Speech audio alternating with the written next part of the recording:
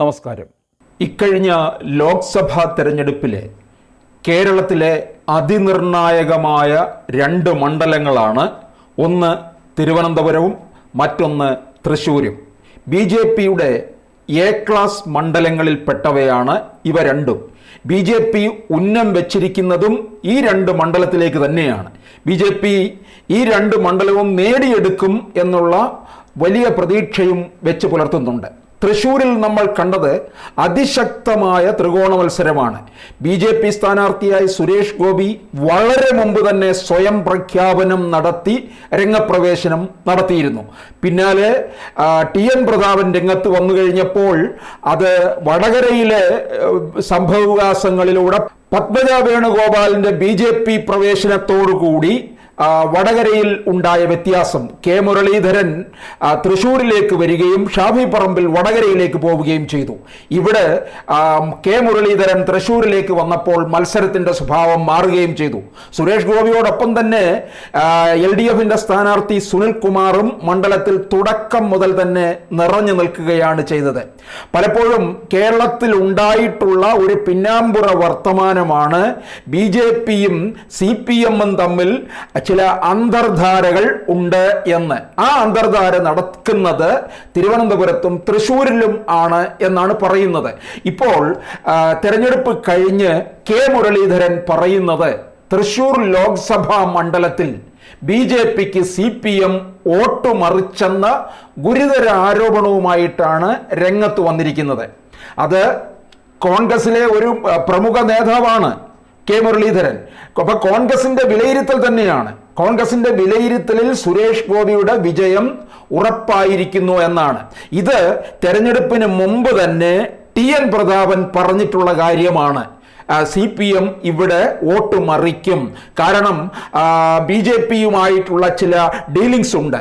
അത് പിണറായി വിജയന്റെ സ്വയരക്ഷയ്ക്ക് വേണ്ടിയിട്ട് CPM എന്ന പാർട്ടിയെ ബലി കഴിക്കുകയാണ് ചെയ്യുന്നത്.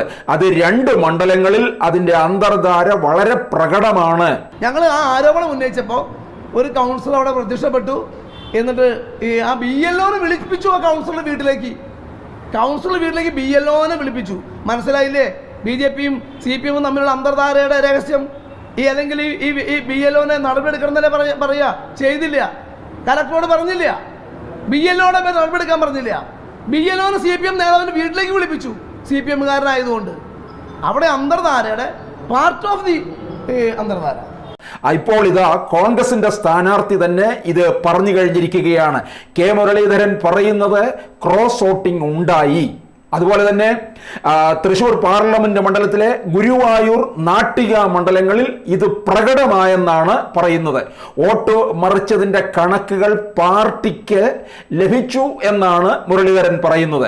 അപ്പോൾ കെ മുരളീധരൻ തൻ്റെ തോൽവി ഉറപ്പാക്കിയിരിക്കുകയാണ്. അപ്പോൾ അവിടെ സുനിൽകുമാറിൻ്റെ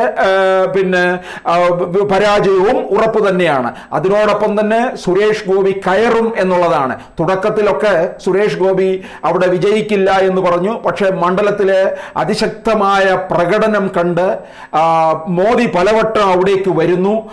സുരേഷ് ഗോപി വിജയിക്കും എന്ന് ജനങ്ങളുടെ ഇടയിൽ ഒരു ധാരണയുണ്ടായി. അതിനോടൊപ്പം തന്നെയാണ് തിരുവനന്തപുരത്തും ഇത്തരത്തിലുള്ള മത്സരം നടന്നത്. അതിശക്തമായ ത്രികോണ മത്സരത്തിലേക്ക് പോയെങ്കിലും പിന്നീട് തരൂരും രാജീവ് ചന്ദ്രശേഖറുമായിട്ടുള്ള ഏറ്റുമുട്ടലാണ് നടന്നത്.